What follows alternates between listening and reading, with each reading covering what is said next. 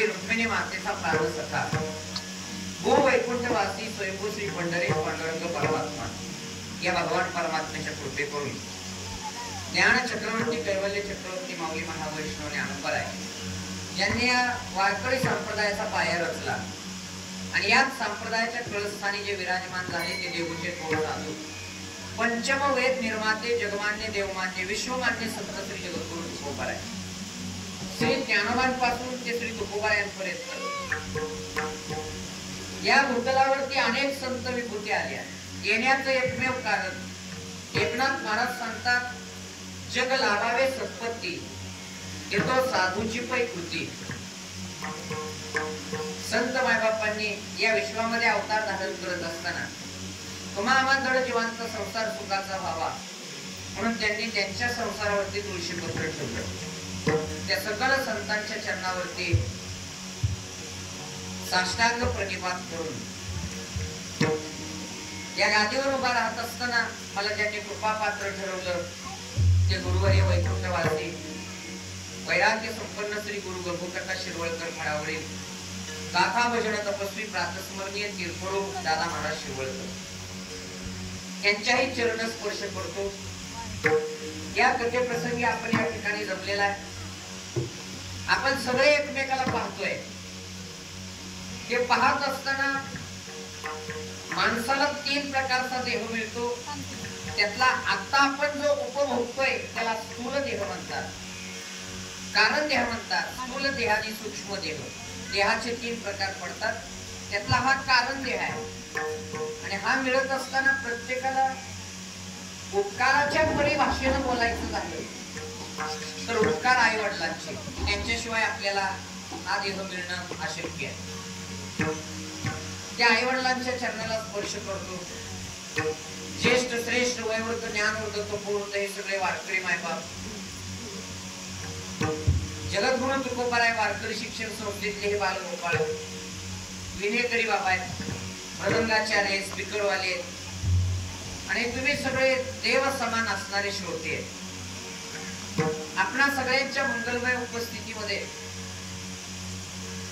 देवाच्या प्राप्ती करता एक मार्ग सांगितला। तो मार्ग म्हणजे भक्ती मार्ग आहे। हा भक्ती मार्ग एका बाजूला सोपा आहे आणि एका बाजूला अवघड आहे असं संतांचं म्हणणं आहे। अवघड कशी भक्ती ती सुळावरची पोळी आणि सोपा कसा तर भक्ती पंथ बहु सोपा पुण्य नागवे या पापा। या ज्ञानाने भक्ती केली तर सोपी आणि केली तर अवघड पण आहे।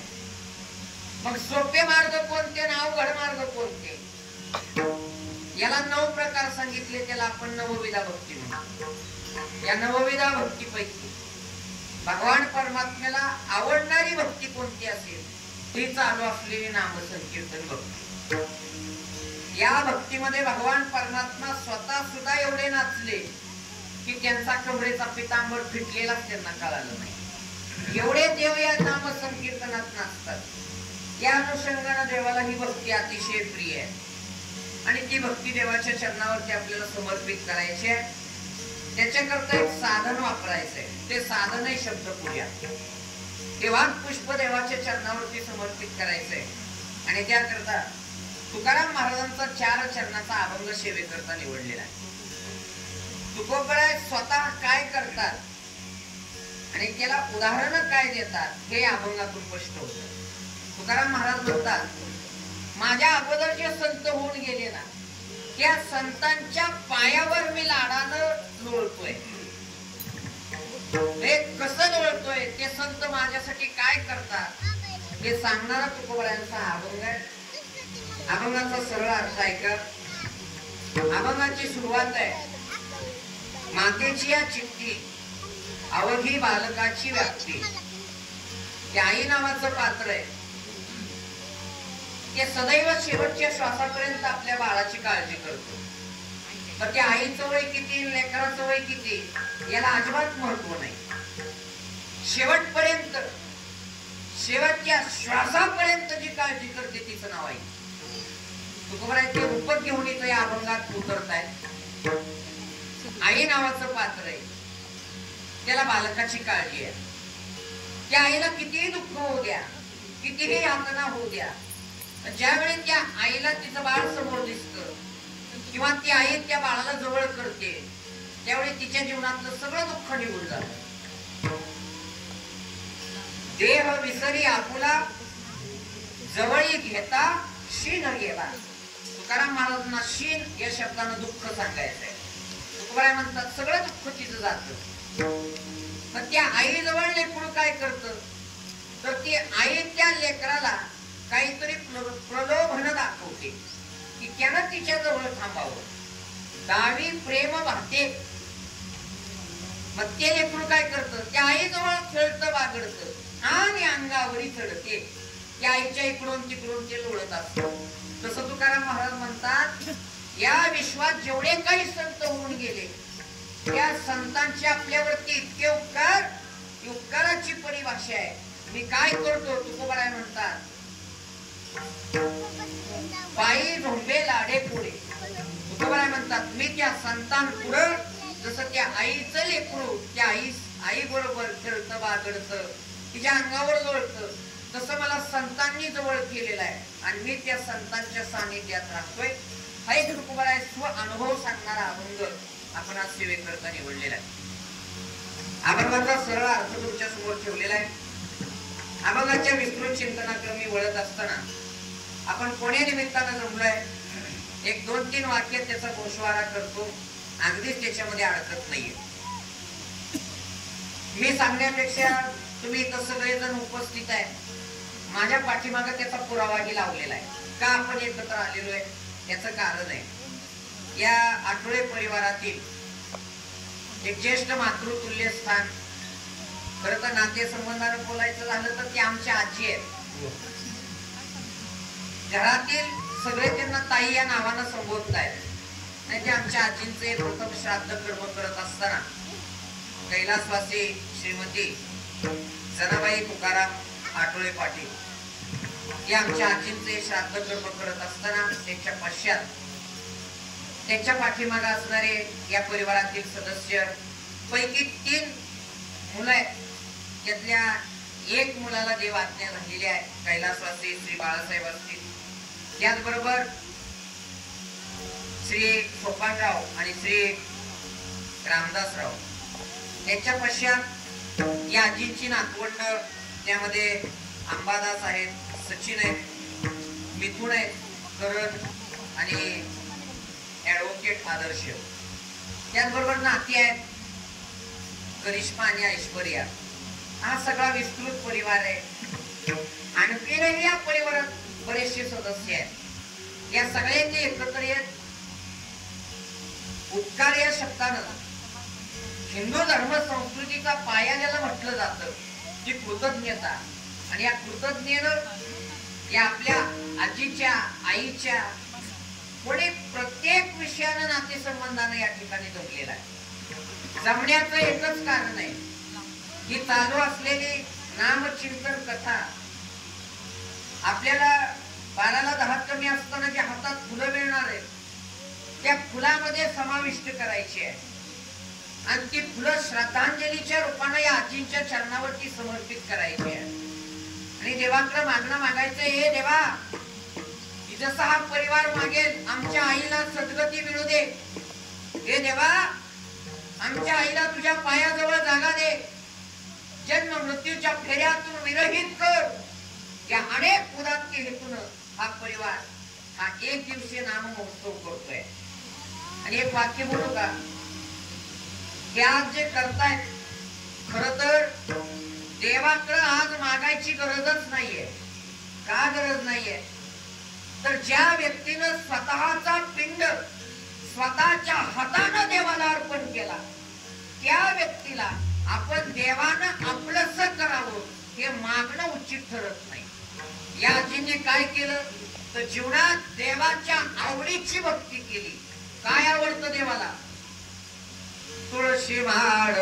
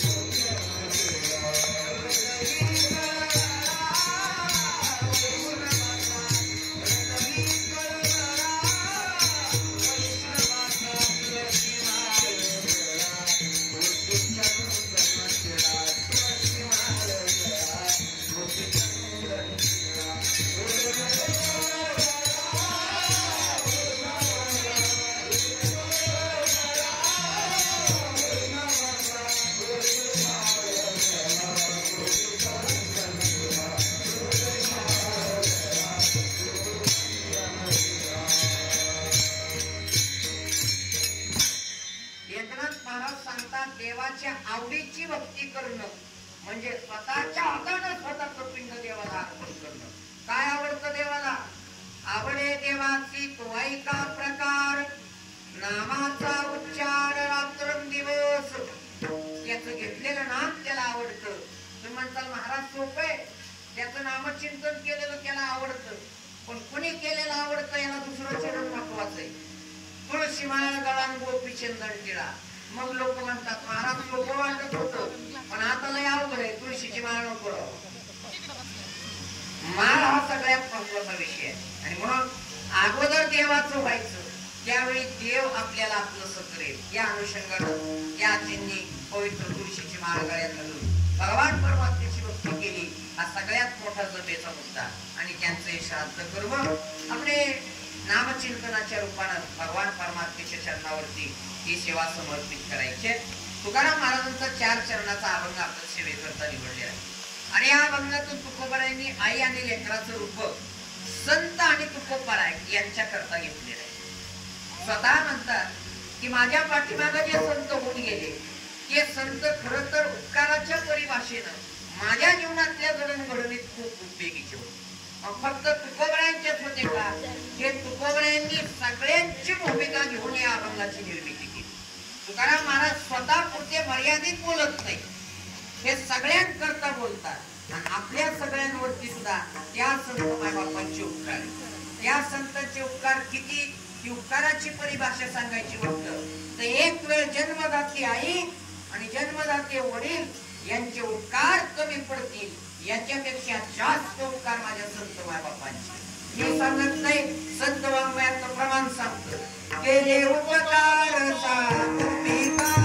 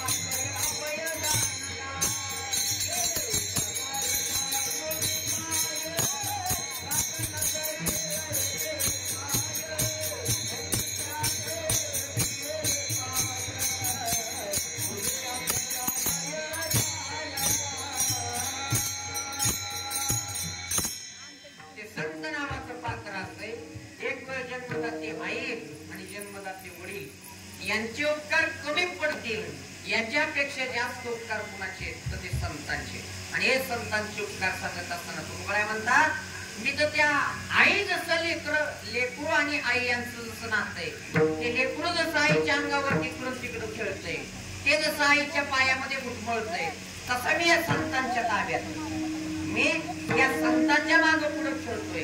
आणि खरं तर तुकाराम महाराजांच्या मते हे जे मला मिळालंय हा खूप मोठा अमूल्य ठेव आहे. संतांची संगत मिळणं ही सोपी गोष्ट नाही.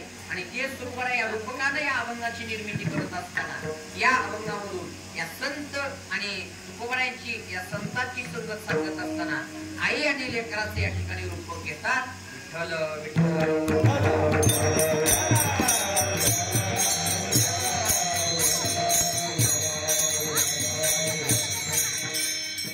संतांची संगत मिळणं ही सोपी गोष्ट नाही. संतांची संगत ही खरं तर बहु अवघड आहे.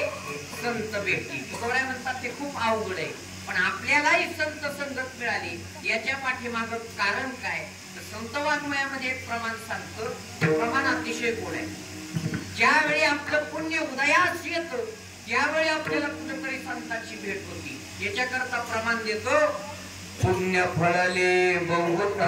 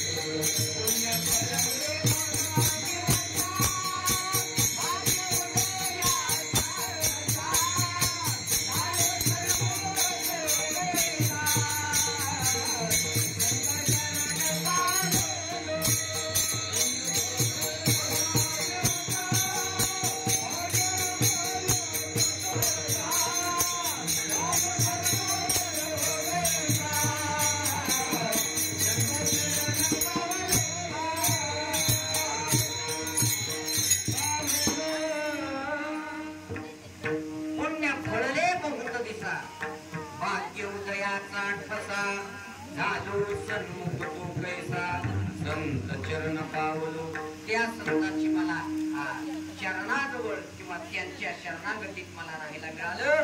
त्या मी माझं भाग्य समजतो म्हणतात. हे भाग्य उदयाला आलं आणि खरं तर हे प्रत्येकाच्या जीवनात घडणं गरजेचं आहे. ज्यावेळी संत नावाची संगत आपल्याला मिळेल त्याच वेळी आपल्या जीवनात त्या ठिकाणी उद्धाराच्या दिशेने आपलं मार्गक्रमण चालेल. म्हणून श्री संत निळोबाराय म्हणतात, जसं तुकाराम महाराज संत या विषयाने बोलत असतात, निळोबाराय म्हणतात माझ्या अगोदर अनेक संत होऊन गेले, पण त्या संतांनी दाखवलेल्या मार्गाने तुम्ही गेला तर तुमच्या जीवनात कुठेही गुंतागुंत होणार नाही. निळोबाराय म्हणतात, देवीची पंते चालो जाता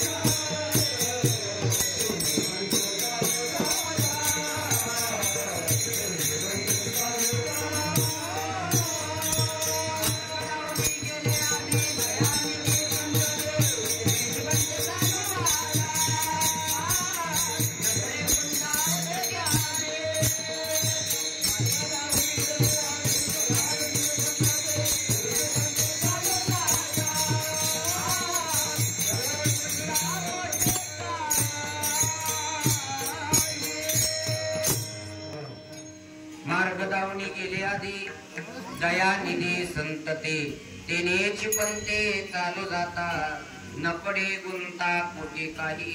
त्या संत बाबांनी तुम्हाला आम्हाला जगण्याचा मार्ग दाखवला. मग त्या मार्गाने गेलं तर काय होईल हे सांगत असताना खरं तर कलियुग फार भीषण आहे. या कलियुगात मार्गदर्शन करणारे कमी आहे, मार्ग दाखवणारे कमी आहे. तुम्हाला कळलं अशा शब्दात बोलतो, या कलियुगात वाट दाखवणारे कमी आहेत पण वाट लावणारे जास्त. म्हणून वाट दाखवणारा महत्वाचा की वाटला लावणारा महत्वाचा हे आपण ओळखणं गरजेचं आहे. मग योग्य मार्गदर्शन जर कोण करत असलं तर ते संत करतात. या संतांनी आपल्याला हे मार्गदर्शन करत असताना ते आपल्याला त्या वाटेनं जायला लावतात ज्या वाटेला आपल्याला जायचं. प्रत्येकाला तीच वाट पाहिजे. कोणती? इथं बसलेल्या प्रत्येकाला विचारा, तुम्ही देवाची भक्ती का करता? तर एकच उत्तर आहे, महाराज आम्हाला एक तर सुखाची प्राप्ती पाहिजे आणि नाही तर मृत्यू पश्चात आम्हाला स्वर्ग वैकुंठ कैलास पाहिजे. याच्याकरता आम्ही भक्ती करतो. मग संत वाङ्मय सांगतं, तुम्ही ज्या कारणासाठी भक्ती करता ती दोन्ही कारण आम्ही मिळवून कारण तुम्ही म्हणतात त्याला जर तर त्याच्या पायाजवळ सगळं सुख आहे. तुझे पायी सुख सर्व आहे. आणि 2 नंबरचं कारण कोणतं?